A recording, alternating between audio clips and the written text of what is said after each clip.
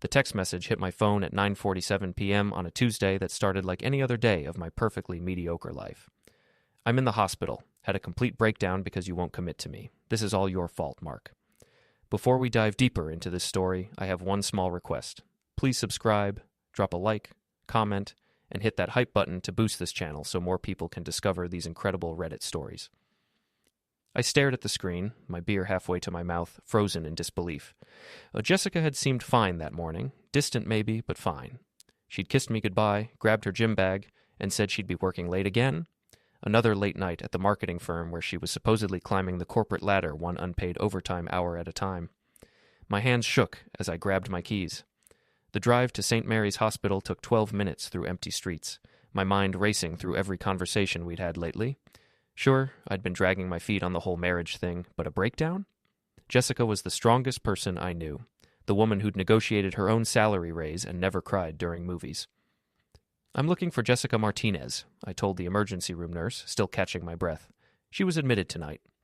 The nurse, a tired-looking woman with kind eyes, typed into her computer. Her expression shifted from professional concern to confusion.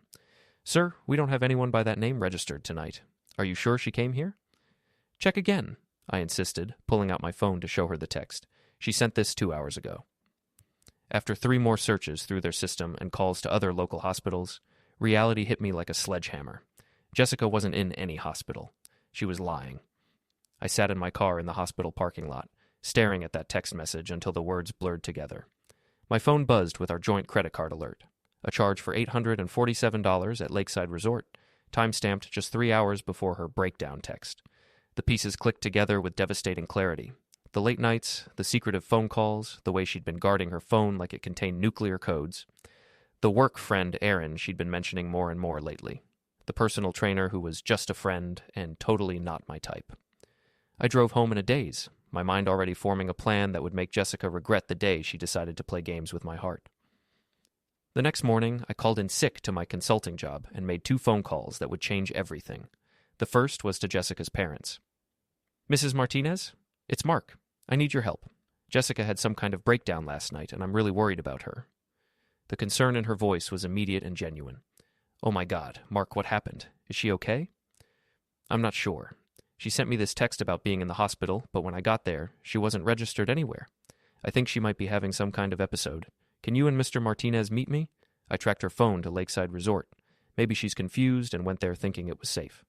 Within an hour, I was standing in the resort lobby with Jessica's parents, holding a bouquet of red roses I'd picked up on the way. Mr. Martinez looked stern and worried, while Mrs. Martinez clutched her purse with white knuckles. I'm sure there's an explanation, she kept saying, but her voice wavered with doubt. The resort manager, a polished man in his 50s, listened to our story with professional sympathy. Of course, sir. Given the medical emergency, let me call the room directly. He dialed the extension for the lakeside bungalow Jessica's credit card had paid for. Ms. Martinez? There are some people here about a family emergency. Yes, they're coming up now. The walk to Bungalow 12 felt like a funeral march. Jessica's mother kept asking if I was sure about the phone location, while her father remained grimly silent.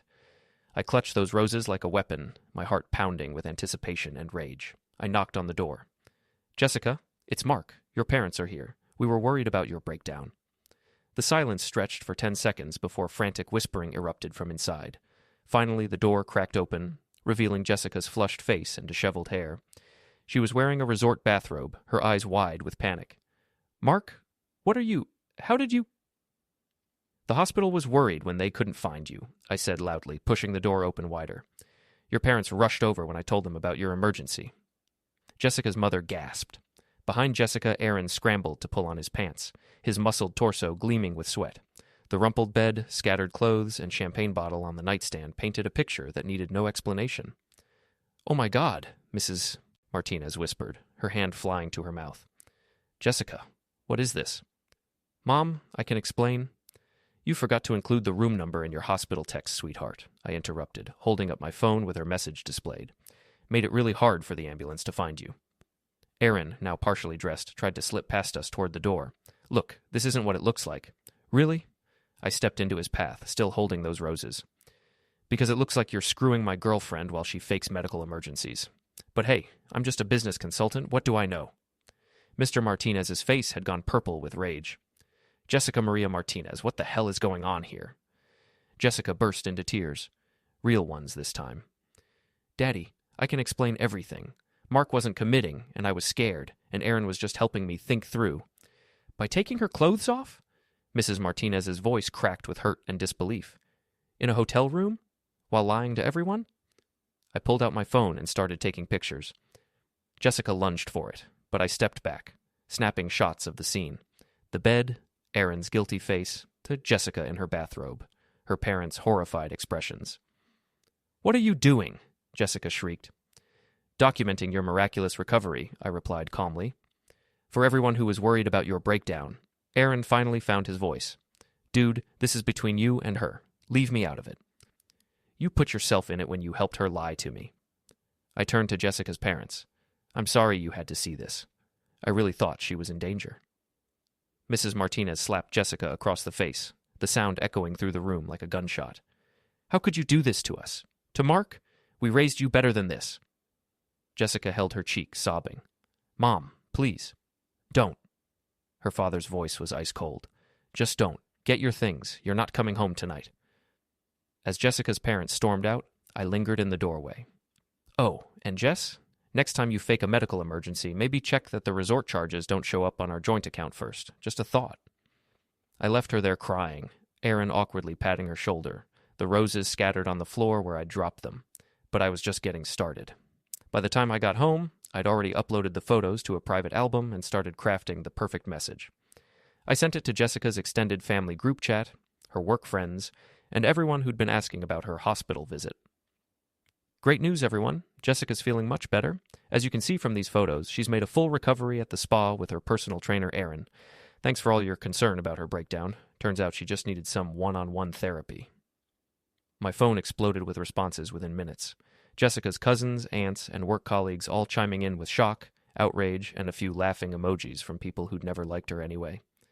The real masterpiece came when I called Jessica's boss, putting on my most concerned boyfriend voice. Hi, this is Mark, Jessica's boyfriend. I wanted to follow up about her medical leave yesterday. The hospital said there might have been some confusion with her paperwork, and I want to make sure her sick day is properly documented. Medical leave? Her boss sounded confused. Jessica called in with food poisoning yesterday. She didn't mention any hospital visit. Oh, I paused dramatically. Well, she sent me photos from Lakeside Resort where she was recovering with her personal trainer for her breakdown. Maybe there's been some miscommunication? The silence on the other end was deafening. 3 days later, Jessica was fired for falsifying sick leave and conduct unbecoming of company standards after the photos made their way through her entire office. Erin wasn't faring much better. I'd done some digging and discovered he'd been running this same scam on multiple clients, playing the supportive friend to women with relationship problems, then swooping in as the shoulder to cry on. I compiled a nice dossier of his pattern and sent it to his gym's management, along with screenshots of his bragging about his conquests on social media. He was terminated for inappropriate client relationships and violation of professional boundaries. But Jessica wasn't done fighting. She showed up at my apartment building on Friday night, looking haggard and desperate. The security guard called up to ask if I wanted to see her. Send her up, I said. This should be interesting. When I opened the door, Jessica looked like she hadn't slept in days. Her usually perfect hair was greasy, her designer clothes wrinkled, and her makeup was smeared from crying. Mark, please, she started before I could say anything. I know you're angry, but you've destroyed my entire life. I lost my job, my parents won't talk to me, and Erin won't even return my calls. Sounds rough, I replied, leaning against the doorframe. Did you bring your hospital bracelet? Stop it, she screamed, loud enough that Mrs. Chen from next door peeked out her door. This isn't funny anymore. I made a mistake, okay? I was scared about us, and I handled it wrong, but you've gone too far. I've gone too far? I laughed, a sound with no humor in it. Jessica, you faked a medical emergency to manipulate me while you were screwing another guy. You involved your parents, made them worry sick, and lied to everyone who cared about you. All I did was tell the truth. With pictures. You humiliated me in front of everyone. You humiliated yourself. I just provided documentation. She pushed past me into my apartment, and I let her, curious to see how far she'd take this. She spun around, her eyes wild with desperation. What do you want? What will it take for you to stop this insanity and give me a chance to fix things? Fix things? I closed the door behind her. Jessica, There's nothing to fix. We're done. Have been since the moment you sent that text from your love nest. But I love you, she wailed, grabbing my shirt. It was just sex, Mark. It didn't mean anything. Then why lie about it? Why the elaborate hospital story? Why not just break up with me first? She couldn't answer that, and we both knew why. She'd wanted to keep me as her safe backup while she explored her options with Aaron. The hospital story was meant to make me feel guilty enough to propose, to lock me down while she figured out what she really wanted. Get out, Jessica, and don't come back. No! She planted herself on my couch. I'm not leaving until we talk this through like adults. Adults don't fake medical emergencies, sweetheart. That's when she completely lost it. Jessica started screaming, throwing my throw pillows, and threatening to call the police and tell them I was harassing her. When I calmly pulled out my phone and started recording, she lunged for it. You're sick! She shrieked, clawing at my hands. You're obsessed with destroying me. I'm obsessed with the truth. You should try it sometime. The neighbors started banging on the walls, and finally, building security showed up. I showed them the recording of Jessica's tantrum, and they escorted her out while she screamed threats about lawsuits and revenge. Careful on your way out, I called after her. You might have another breakdown. 2 weeks later, I threw a party. Not a celebration exactly, more like a cleansing ritual.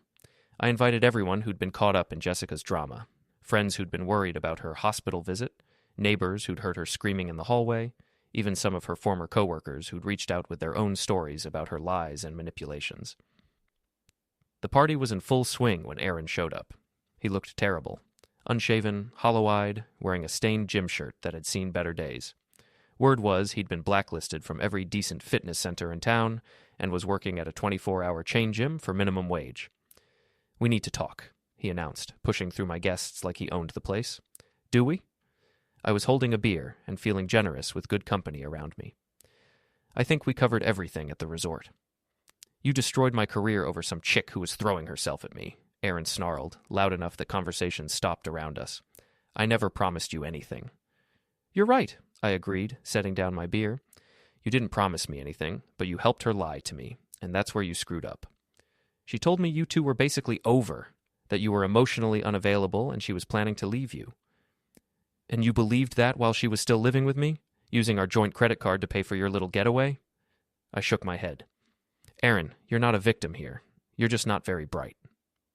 He took a swing at me then, telegraphing it so obviously that I had time to step aside and let him stumble past me into my coffee table. My guests pulled out their phones, recording as Aaron scrambled to his feet, his face red with humiliation and rage. You think you're so smart, he spat. But Jessica's been laughing about you for months, about how pathetic and boring you are, about how she was settling for you because you're safe and predictable. And yet, I replied calmly, I'm the one standing in my own apartment, surrounded by friends, while you're unemployed and dating nobody. Funny how that worked out. Aaron charged me again, but this time my neighbor Dave, a former college linebacker, caught him and held him back. Time to go, buddy, Dave said firmly, steering Aaron toward the door. This isn't over, Aaron shouted as he was pushed out. You'll pay for what you did to us. Put it on my tab, I called back, raising my beer in a mock toast. The party continued, but the mood had shifted. People were talking about Jessica and Aaron, sharing stories I'd never heard about their behavior, their lies, their pattern of manipulation that apparently went back years. That's when Jessica herself appeared. She must have been waiting outside because she walked in right after Aaron was ejected, looking like a ghost of her former self. The party went quiet as she stood in my doorway, taking in the scene, my friends, my neighbors, all the people whose opinions she'd once cared about. Really, Mark? She said, her voice hollow. A celebration party? It's not a celebration, I replied honestly. It's closure. Closure. She laughed bitterly. You've destroyed my relationship with my parents, cost me my job, and turned everyone I know against me. What more closure do you need? I didn't turn anyone against you, Jessica. I just stopped covering for your lies. She looked around the room at all the faces staring back at her, some hostile, some pitying, none friendly. These people don't know the real story. They don't know how emotionally unavailable you were, how you strung me along for 2 years without any commitment. You're right, I said. I was scared of commitment. Want to know why? Because deep down, I knew something was off. I knew you weren't who you pretended to be. My gut was trying to save me from exactly this. So this is all my fault. Her voice was rising again. Your inability to commit, your trust issues, your need to control everything, that's all on me. No, Jessica, that's on me. But the lying, the cheating, the fake hospital emergency, that's all on you." She started crying then. Real tears this time, not the manipulative sobbing I'd seen so often. "I loved you, Mark. I really did. I just got scared and made stupid choices." "I know you did," I said, and meant it. "But love isn't enough when it comes with lies and betrayal. You taught me that." Jessica looked around the room one more time, taking in all the faces of people who'd once been part of her life. Then she walked over to me, close enough that I could smell her familiar perfume mixed with desperation. "I hope you're happy," she whispered. "I hope this revenge was worth it." "It wasn't revenge, Jessica. It was just the truth. You should try it sometime." She slapped me then, hard enough that my head snapped to the side and the room gasped. I touched my cheek, feeling the sting, and looked back at her with something that might have been pity. "Feel better?" I asked. She stared at me for a long moment, then turned and walked out of my apartment, out of my building, and out of my life forever. The party ended soon after, my guests filing out with hugs and promises to stay in touch. As I cleaned up the empty bottles and paper plates, I found myself thinking about Jessica's final words. Was I happy? Had it been worth it? The answer surprised me with its simplicity. Yes. Not because I'd hurt her. That gave me no joy. But because I'd finally stopped being the victim in my own story. I'd stopped making excuses for someone who'd treated my trust like a joke. I'd stopped being the nice guy who gets walked all over while pretending it doesn't hurt. Jessica had taught me something valuable in the end. Sometimes the people we love most are the ones most willing to destroy us. And sometimes the only way to save yourself is to let the truth burn everything down. I finished cleaning, turned off the lights, and went to bed in my own apartment, in my own bed, with no lies between me and sleep.